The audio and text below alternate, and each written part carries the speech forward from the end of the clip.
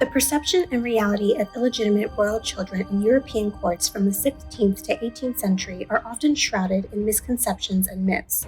While contemporary and modern narratives tend to portray these illegitimate children as marginalized and dishonored, historical evidence reveals a far more complex and nuanced existence. Far from being universally ostracized, many illegitimate royal children held significant roles within their courts, enjoyed substantial privileges, and wielded considerable political influence. These individuals often navigated a delicate balance between their noble lineage and the stigma of illegitimacy, contributing to the intricate tapestry of European aristocratic and royal life. Understanding these misconceptions is crucial for appreciating the true dynamics of power, legitimacy, and social status in early modern European societies. During the 16th to 18th centuries, one common misconception about European royal bastards, as they were commonly known as, was that they were universally shunned and ostracized by society. While legitimate birth was indeed crucial for royal succession and inheritance, many illegitimate children were acknowledged and even granted titles and lands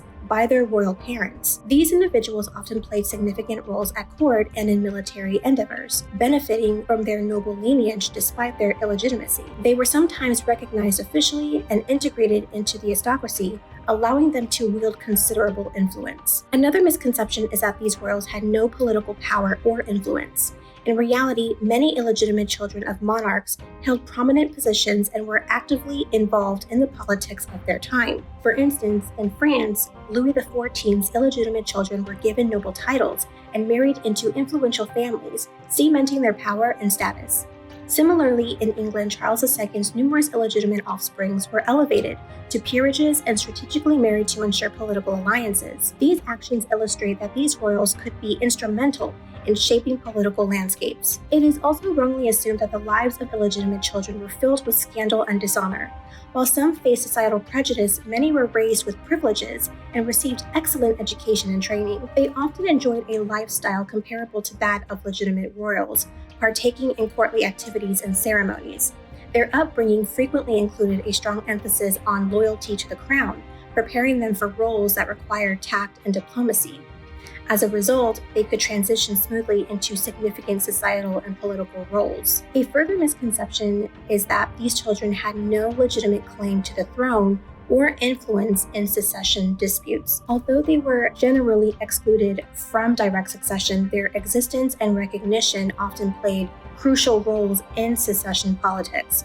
For example, during periods of crisis or instability, the support of a well-positioned illegitimate royal could sway noble factions or military support. In some cases, their descendants could even press claim to the throne if legitimate lines failed, reflecting their potential influence on royal dynasties. Lastly, it is incorrect to think that the relationships between the illegitimate royals and their legitimate siblings were always hostile or competitive.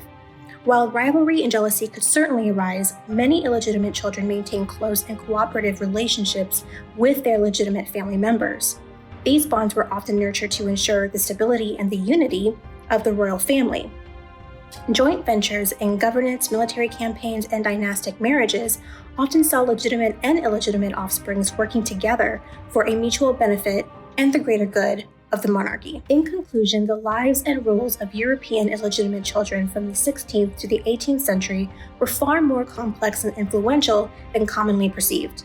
Despite the stigma of illegitimacy, many of these individuals were integrated into the nobility, granted significant privileges, and played vital roles in political and social spheres. They were often recognized and supported by their royal parents, enabling them to participate actively in court life and state affairs. The common misconceptions of their universal ostracism, lack of power, dishonorable lifestyles, absence from succession politics, and hostile relationships with legitimate siblings are largely dispelled by historical accounts.